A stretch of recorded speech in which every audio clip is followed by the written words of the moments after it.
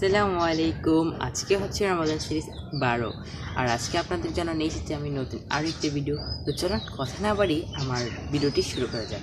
তো আজকের ভিডিওর মূল বিষয় হচ্ছে আমার বাগানে যে আগে পরে গাছ লাগিয়েছিলাম সেই গাছগুলোর আপডেট দেবো। তো চলুন আমার আপডেটগুলো দেখে আসি। তো আমি প্রথমেই শুরু করতে চলেছি আমার এই মানি প্ল্যান্টটা দিয়ে। অবশ্যই আপনাদের মনে আছে যে মানি প্ল্যান্টের গাছটাকে আমি কিছুদিন আগিয়ে লাগিয়েছিলাম। দেখ এখন মানি প্ল্যান্ট গাছটা কত সুন্দরভাবে গ্রো করে নিয়েছে এবং নতুন নতুন কিন্তু ডালপালাও ছাড়ছে। আর তোমাদেরকে দেখিয়েছিলাম যে এখানে আমি কিছু ঝিনুকও দিয়েছিলাম আর এখানে ছোটো ছোটো কিছু আগাছাও কিন্তু হয়েছে। আচ্ছা, এই মানি প্ল্যান্টের ভ্যারাইটিটা কিন্তু আমি এখনও জানিনি, কিন্তু এটা একুরিয়ামে আমি দেখেছি অনেকেই একুরিয়ামে গাছগুলো দেয়।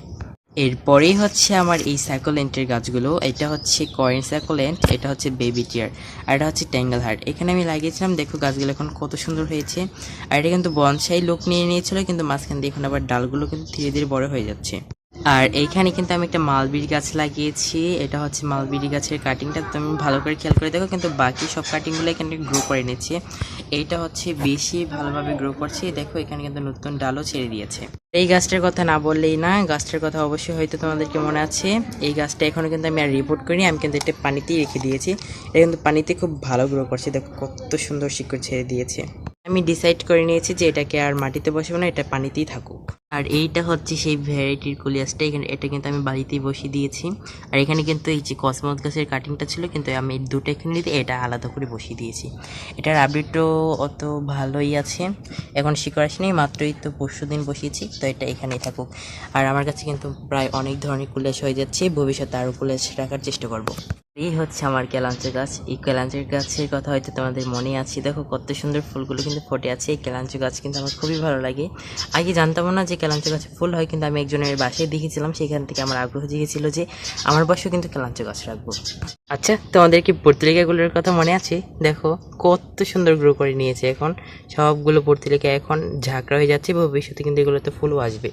আর এখানেও কিন্তু আমি নতুন আরও কয়েকটি পর্তুলিকা লাগিয়েছি। আর এটা হচ্ছে এই টগর গাছ, আর এটা হচ্ছে ওয়াটার লিলি গাছ, মনে পড়েছে।